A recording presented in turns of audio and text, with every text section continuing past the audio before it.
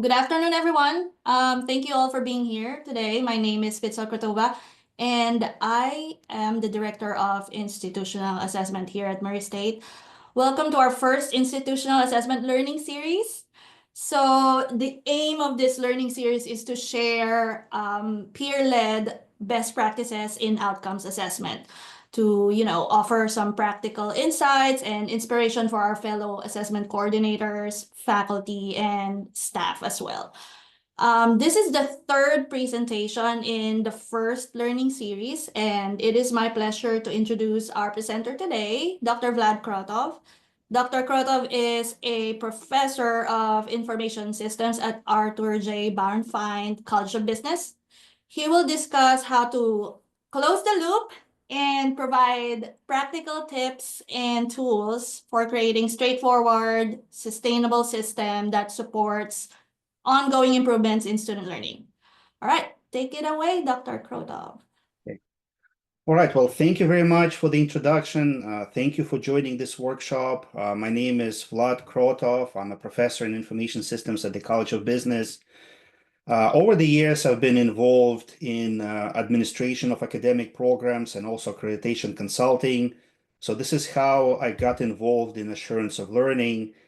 And this is something that I've done many times. This is something that I consult on, and this is something that I also strongly believe in. I mean, I really think that assessment is very important in education.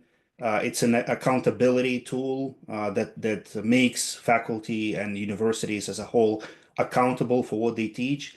And most importantly, it's also a quality assurance tool. It's a tool that helps schools and programs to make sure that students are learning what they're supposed to do, what they're supposed to learn.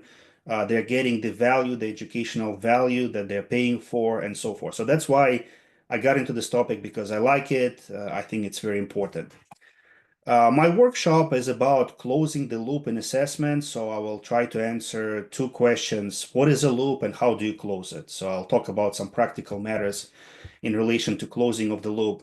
And again, it is my impression, while I talk to, different faculty, different program directors from across the globe, actually from some, let's say, top schools in Asia, I feel like they understand what assessment is, they do it, but they don't understand the loop concept, because this is, in my opinion, this is the most important part of assessment. So that's why I decided to talk about the loop and how to close it today. So once again, this is a part of Spring 2025 Assessment Seminar Series organized by the Office of Institutional Effectiveness. So thank you for doing that. Specifically, it is organized by from what I understand, by the assessment arm of the Office of Institutional Effectiveness. So these are the learning objectives for today's workshop. So after attending the seminar, attendees should be able to define the concept of a loop and explain its significance in assessment and continuous improvement in learning, number one. Number two, we will also talk about the key steps or phases involved in closing the loop. And number three, I'm hoping that this presentation will help attendees to design a simple, effective, and sustainable assurance of learning system. Now, of course, during this short presentation, I'm not going to talk about all the things that need to be done to create an assurance of learning system. What I will do instead, I will talk about how we do things in our Master of Science in Information Systems program, more from the practical side, like how do we actually implement that loop. So I'm hoping as I go through those materials, maybe somebody will pick up something that is useful for their own program or their own assurance of learning system. Now, one disclaimer, I'm talking mostly from AACSB perspective. In case you don't know, AACSB is the most prestigious, the most important accreditation agency for business schools. So I'm talking mostly from the perspective of AACSB Standard 5, which deals with assurance of learning. But again, through my work as a consultant, I looked at all kinds of accreditation agencies, all kinds of accreditation standards, and I haven't seen something that would deviate much from what AACSB requires in terms of assessment. Also, I'd like to know that I don't have too many slides in this presentation, so if you want to interrupt me and talk about something, in relation to what I'm covering, feel free to do so. There is no problem at all. Just use your voice or raise your hand, whatever works best for you, and I'll stop and I'll talk to you about the things that you think are important at that point of time. So yeah, I don't have too many slides. I think I will go through them quickly. So feel free to chime in case you would like to discuss something. Okay, so let's start with the definition. So what is a loop? What do we mean by a loop in assurance of learning? So here we have a long formal definition that I recently came up with. So one way to define a loop in assurance of learning is as follows. A loop in AUL is the continuous feedback and improvement system used to ensure that learning objectives are being met and learning is enhanced over time. So this is like a broad, expanded definition. Here, I would like to highlight certain important keywords. One important keyword about in relation to the loop is that it's a continuous system. So in other words, the loop keeps looping. I mean, it doesn't stop. You keep doing it over and over until, I don't want to say it. So you keep doing it over and over. You don't really have like an end goal at the end. You keep improving, learning continuously, okay? And that's what many accreditation agencies such as AASSB want to see. I mean, they understand that your assurance of learning system may not be perfect, but they want to make sure that it's continuous, that you're committed to continuous improvement in student learning. So the second keyword I already mentioned, it's continuous improvement. So it's about making things better. It's about making sure that students learn what they're supposed to learn. The educational process is more efficient, more effective in delivering learning goals. So it's all about improving the system, okay? And sometimes there's one thing that I'm always think about, uh, like why a lot of faculty resist to assessment, like resist to assurance of learning. And sometimes I understand why, because they have a lot of things to do. I mean, they have teaching, they have research, they have all kinds of duties. But I'm always kind of asking myself, like, if you're an educator, why wouldn't you want to improve student learning? I mean, this is something that is central to everybody's job as an educator, to continuously improve student learning. So yeah, and I already mentioned my third keyword. So learning is another important keyword. It's improvement mostly in learning, in student learning outcome. So to sum it up, I would say that a loop is a continuous improvement system in learning, right? Or it's a continuous improvement system that leads to better learning among students. So this is the formal expanded definition. Now, I've heard like many informal definitions, like operational definitions, like from some of my colleagues. I kind of like that one. I've heard some people saying a loop means implement once, measure twice. By implementing, we mean improvements, right? So, but to be more specific, because this sentence may be a bit confusing, what this sentence is getting at, a loop is largely about the so-called quasi-experimental design. I mean, if you have a doctoral degree or a research master's degree in social sciences, you probably took a course on experimental design in social science. So I would say that another way to explain what a loop is, it's a quasi-experimental design. Quasi means it's not like a real, very rigorous experimental design, because you don't have random assignment, you don't have control groups, but it's like something that resembles like an experimental design. So what do we mean by implement once, measure twice? You measure student learning once, and based on your measurements, you devise certain improvements. So you implement those improvements, and then you measure second time. And why do we measure second time? So this is the question for the audience. So we measure second time to see what? Who wants to volunteer? To see the trends and to see whether you have improved Yeah, something. to see whether our improvements led to better learning results or not, right? So that's what a loop is. You keep measuring, improving, and measuring again to make sure that you're improving student learning. Now, of course, it's not that simple. I looked at some of the sources, like in relation to the loop and assessment and what kind of steps they recommend. And of course, there are all kinds of perspectives, all kinds of steps are being recommended. But overall, I would say that closing the loop is a 5-step process. It starts with the definition of learning goals or learning outcomes, and there's a lot of confusion. I mean, I've heard all kinds of terminology here. Some people say learning goals, some people say learning outcomes. Personally, I use the following terminology: program learning outcomes, program PLOs, program learning outcomes. I once delivered a workshop about assessment in the Middle East, and I keep saying PLO, and some people told me after the workshop that PLO stands for Palestinian Liberation Organization. So they were kind of a bit puzzled when I kept saying PLO, PLO. But that's what I'm used to. PLO means Program Learning Outcome, and then usually we break down PLOs into Course Learning Objectives, or CLOs, right? So we have PLOs and CLOs. CLOs are more specific objectives that feed into program learning outcomes or support program learning outcomes. So once again, you start with defining learning outcomes, what you want students to learn, and then you assess students' performance in relation to those learning outcomes. After you assess performance, you collect data, you analyze results. So what do you see? I mean, are students doing well in terms of communication? Are students doing well in terms of problem solving? So based on this analysis, you suggest and implement improvements. Okay, so let's say you notice that communication skills among students are very poor, so you will introduce an additional required course on business communication into your curriculum. So this is an example of a program level improvement. And then you reassess performance again. You reassess performance again to see whether your implementation worked or not, whether you got better scores in relation to communication skills among your students. Okay, and then you restart the whole process again. Maybe based on this whole exercise, you learn something. So you redefine your learning outcomes. Maybe not necessarily, you may not necessarily change your program learning outcomes, but maybe you will change certain objectives or add certain objectives that feed into those program learning outcomes. Sometimes people adjust targets. Like, for example, if everybody scored 100, some faculties, like let's say they scored 100 on written communication rubric, some faculty try to present it as a positive trend. To me, it's always like not necessarily a positive thing, because if everybody gets 100, then there's something going on. It's either the assignment is too easy or everybody's cheating or something like that, right? Actually, we had a similar discussion when we got like almost perfect scores on a written communication, on an assignment involving written communication.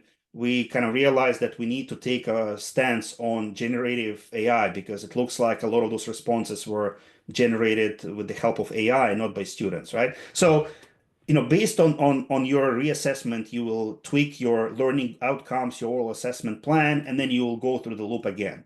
So each time you go through that cycle, it's a loop, and you're supposed to go over that loop continuously, because quality is not like a final destination, it's a moving target. There's no as you know, there's no stop in improving quality. I mean, you can always improve a little bit every time you offer your courses, you deliver your program.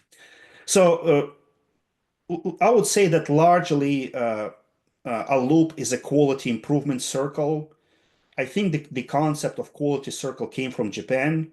In Japan, I think among their auto manufacturers, they realized that in order to build quality cars, they need to get everybody on board. So quality circle basically means it's a group of people, like a circle of people that meets regularly to talk about quality and how quality can be improved. And they realized quickly that this circle has to be broad. Like, for example, sometimes I think it was specifically done at Toyota. So sometimes they would invite janitors responsible for cleaning the factory to those quality circles. And they realized something. They realized that if the floor is not properly cleaned, if the manufacturing shop is not properly cleaned and maintained, then they have certain quality issues. For example, paint will chip off, right? So it has to be properly cleaned. It has to be free of dust. So janitors play an important role in quality. But if we translate it to the academic context, everybody has to participate. I mean, everybody. I mean, you need to try to make sure that everybody participates in those quality circles. And maybe somebody will not like it, like a double SSB. But I always tell people that, look, the system is not perfect. I mean, it's a quasi-experimental design. I mean, those numbers, it's not rocket science. I mean, those numbers are not very precise, and it doesn't matter. What really matters is that you get together and you talk about quality issues based on data, not based on opinion, not based on wishful thinking. It's based on data, right? Because sometimes, as you probably know, when you look at data, you get very unexpected discoveries. It's something that you haven't thought about. So once again, I would say that in addition to those 5 steps, a loop is a continuous quality circle, right? Where people get together and they keep improving things and over and over again to enhance, to improve student learning. Now, Next, I will show you like a case study involving our own MSIS, Master of Science in Information Systems program at Murray State University, how we do assessment, how we close the loop. It's a 30 credit hours program, so we have a total of 10 courses. Out of those 10 courses, 7 or 21 credit hours are required core courses, and then you have three courses or 9 credit hours of electives. Now, because we have those electives, we have a track in business analytics and information security. It has to do with electives. So if you would like to specialize in business analytics, you take 9 credit hours of electives related to business analytics, and the same for information security. Our program is a bit complicated because it's offered both on campus in 15-week course format and also online. We have a partnership with an organization called Academic Partnerships. So they are like the program manager for our online program. And in that online program, which is fully online, we have 7-week intensive courses. And over the summer, they're more like 6-week courses. So we're running in a way like two formats in parallel. Now, some bragging points. I think in 2023, we were ranked as a top 10 online programs in information technology by Forbes, and we're consistently ranked in the top 100 by US News. Okay. Now, I'm not implying that this is because of assurance of learning, but I think it's safe to say that assurance of learning is one of the things that we do to continuously improve quality in that program because it gives us an opportunity to talk about quality issues in relation to student learning that we're facing and continuously improved on that as a group of faculty. So I will talk about how we close the loop in our MSIS program. I will probably omit some details because if I talk about all the details, that will be too long and too tedious of a presentation. So again, if you would like to chime in and comment on something or ask a question, feel free to do so. So those are our learning goals or PLOs. So we have five learning goals.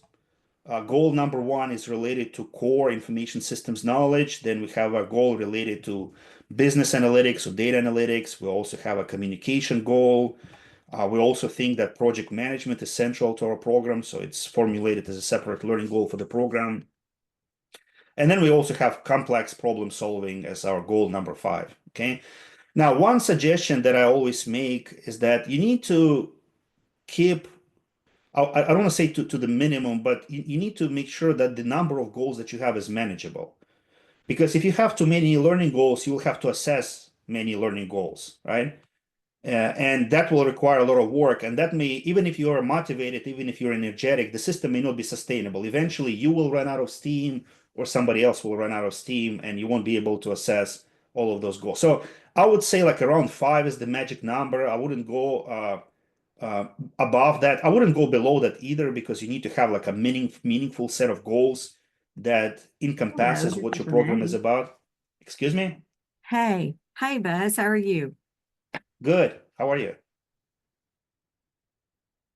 Oh, sorry. I think it's somebody talking on the phone. Okay, so definitely I would not go above 7 program learning goals. That would be too much, And overall, I mean, you need to think of it as some kind of roadmap, strategic roadmap for the entire program. I mean, if your strategic roadmap has 10 items, then nobody will remember those 10 items, right? Research on bounded rationality and human cognition shows that the magic number is like 5 to 7. Like humans can keep 5 to 7 bits of information in their short-term memory, but not above that. So those are our learning goals.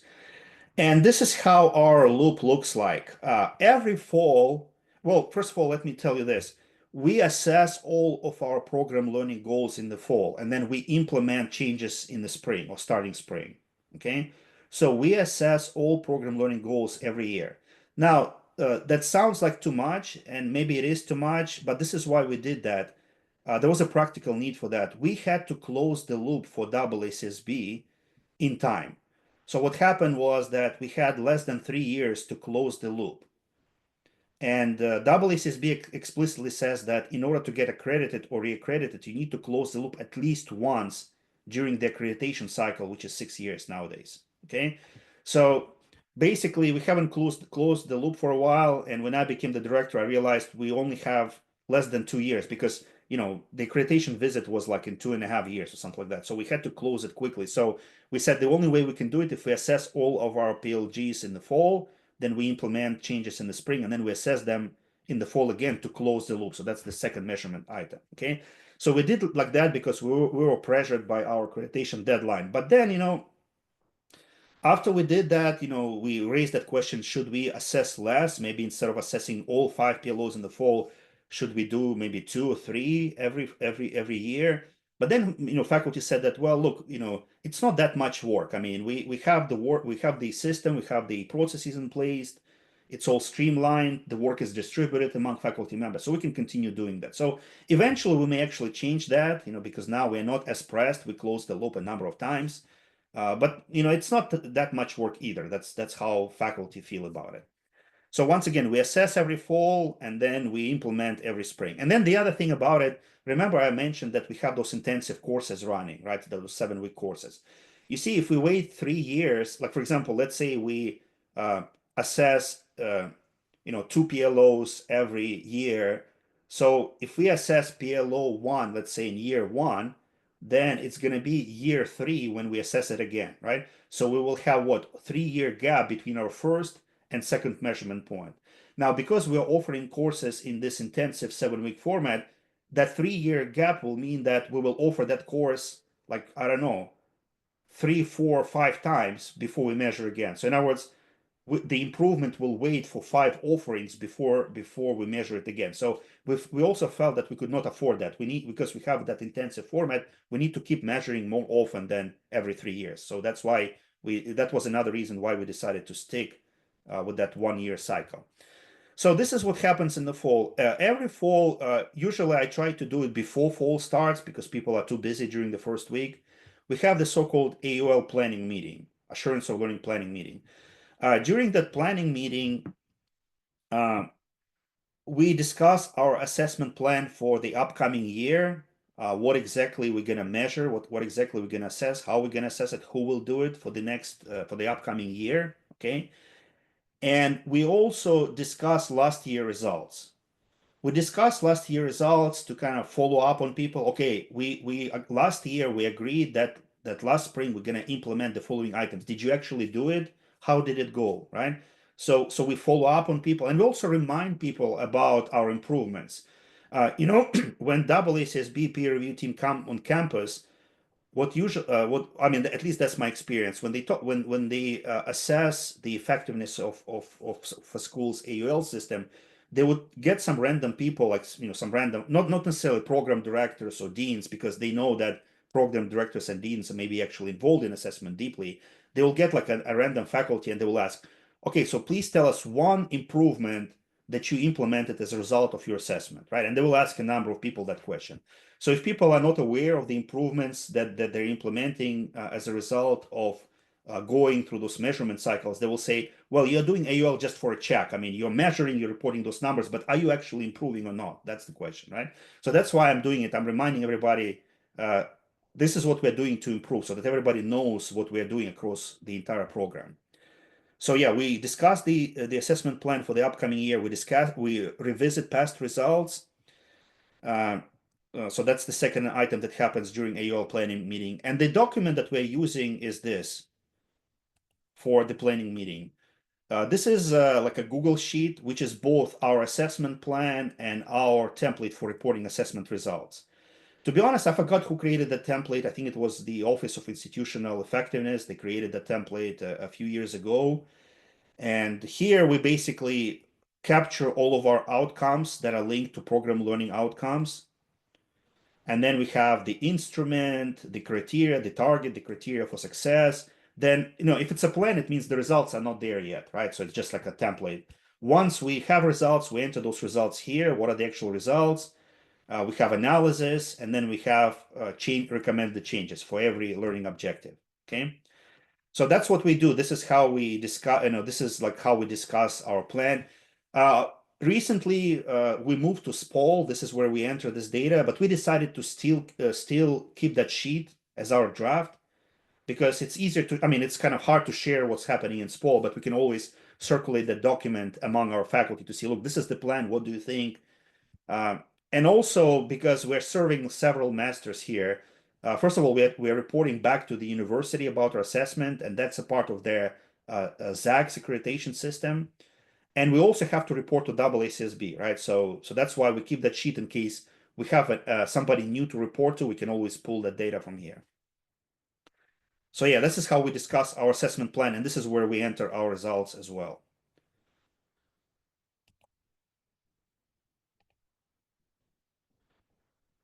Okay, so once everybody knows about the assessment plan, they go ahead and collect data from their courses, they analyze their results individually, and then they enter all of their data back into this assessment plan template to, so that we can all see what were the results and what were the implemented changes. And we are usually done by the end of fall. Before the spring starts, we already have all the results. And I have like an implementation reminder. It's not like a separate meeting. Usually during a faculty meeting, I will just remind everybody, look, this is what you agreed to implement in spring based on fall data, right? So this is the first reminding point, and this is the second one. We also remind about past year implementation items. And then we go ahead and start implementing those items in the spring, okay? Those improvement items in the spring. Now we use certain templates like here. This is what I do during the AUL meeting.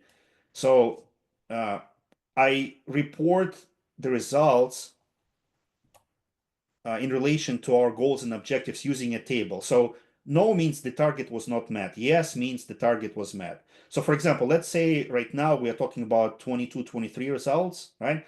At the number level, this is what closing of the loop means. You measured this objective last year, you measure it again, and you're asking yourself, is there a positive change or not? Okay. So here we have stable negative situation. Students are not meeting this requirement, right? Here we have a positive situation, right? We met the target for a number of years. So that's why we have that green arrow up. We have a positive improvement. So here it kind of means, flat pot. So this is flat negative. This is flat positive. Maybe it should be green. Okay. And we also had situations where we were able to meet the target previous year, but we didn't meet it this year. So naturally, we're asking why. What happened?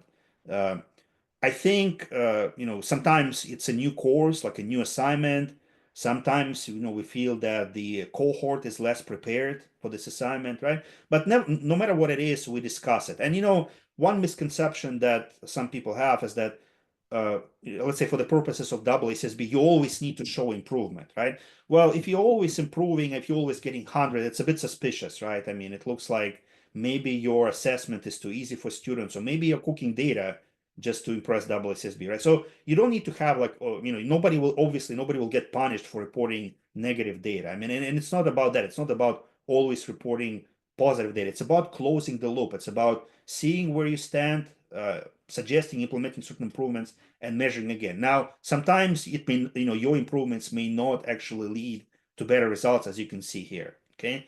And this is the same table, but it has actual percentages. Percent here means the percent of students who met the target. So as you can see, 0%. None of the students met the target in the previous year. So we felt the exam, I remember we used exit exam, was too hard. Or maybe we didn't prepare, we didn't tell students how to prepare for that exit exam properly.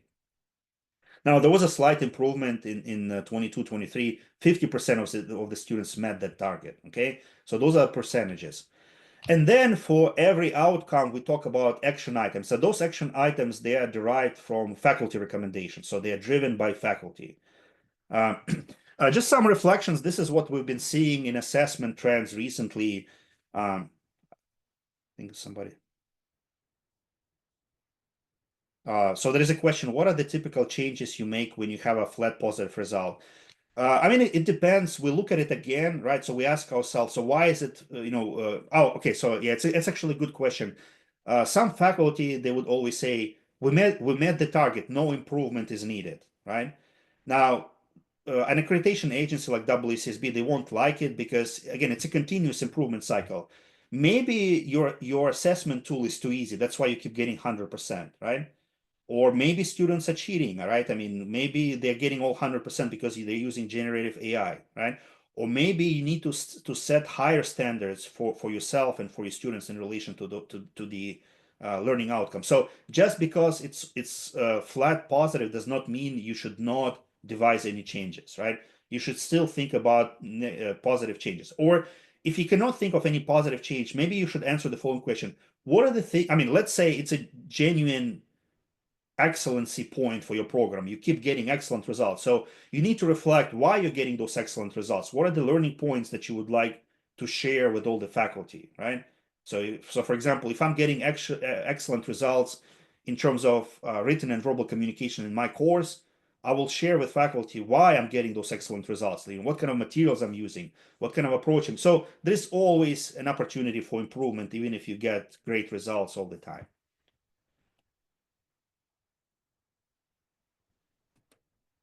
Yeah, so some validating success with explanations based on, yeah, so it's yeah, so you're valid, even if you don't have any improvement suggestions, the results are excellent. You need to validate your success by explaining why you achieved such a great result over the years. Um, one trend that we've been seeing in assessment, at least when it comes to WSSB, is that they increasingly requiring uh, uh, indirect assessment. So direct assessment means you're doing something in class, like you're administering an assignment and using that assignment for assessment. Now, from the perspective of WSSB, they're saying it's like prisoners being in charge of the prison. You define what the goals are, you assess them yourself, and then you report yourself. So they're asking for indirect assessment, meaning some kind of external validation of student learning. So, for example, it's not you assessing students, but their employers, right? So that's why we devised that measure. Create an internship employer feedback form and start collecting data from employers. So we don't want to be the ones assessing student internships. We want their employers to be assessing how prepared our students are for those internships and how well they do in those internships. So this is an example of indirect measure. Another deficiency that I see sometimes in AOL results, it's really like at the course level only. In other words, everybody is talking about his or her course and nobody is adopting that high level, program level perspective, right? Because uh, some changes need to be strategic, right? I mean, some changes have to be done across all courses, not just at the level of individual course or individual assignment. And here we have an example of that.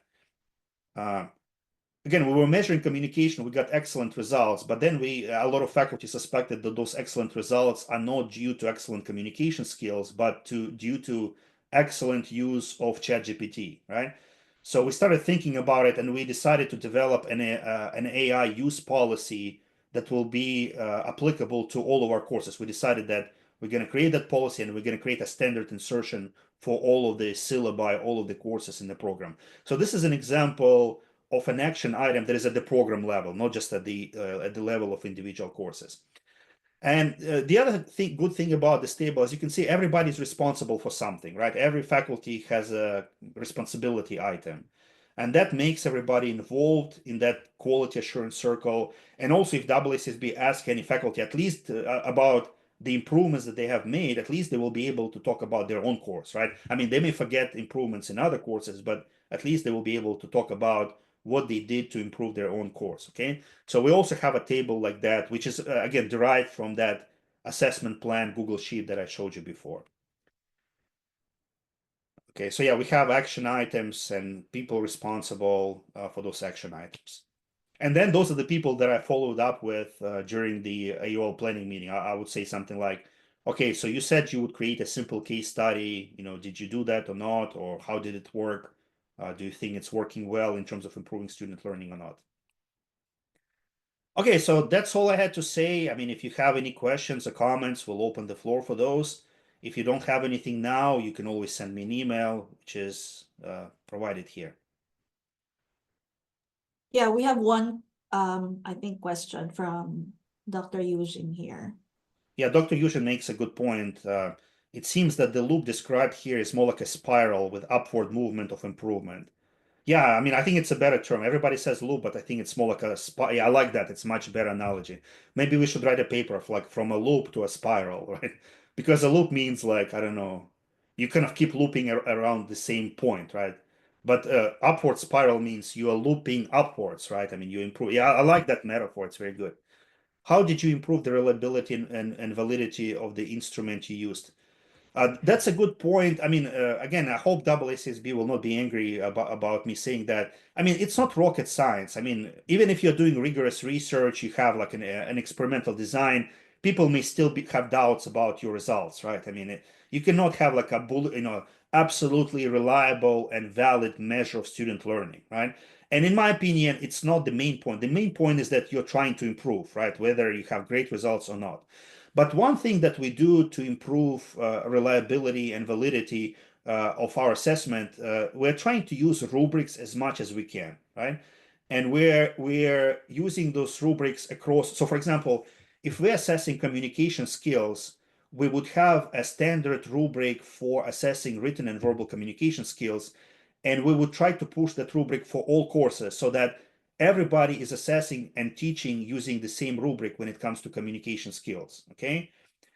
And then the other thing is that I mean, if you're assessing the same kind of objective or program learning goals in multiple classes, then the rubrics have to be the same, right? I mean, they have to be the same. So my answer to this is rubric, but you also know that even if you have a rubric, that does not guarantee reliable and valid results, because as you know, some faculty are easy graders, right? I mean, they would give everybody 100% so they don't have to argue with students about their grades. And some faculty are tough graders, right? I mean, it's hard to get a good grade.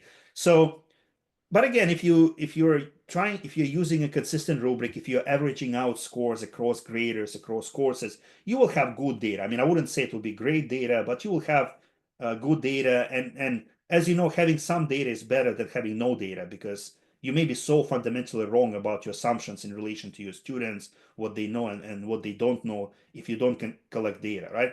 That reminds me, when I did assessment at Abu Dhabi University, that's where I worked for 6 years. I always felt that my students were older students, they were working adults. Okay. And the reason I had this false impression, because I was teaching mostly graduate courses, and I always thought that most of my students are adults. But that turned out to be untrue, because when we looked at the data, it turned out that the average age of our students was something like 21 years old, right? So we had a lot of young people, a lot of teenagers in our program. I just didn't know that until I looked at the data, right? So yeah, I mean, this data will never be perfect, but there are some things you can do, such as using rubrics.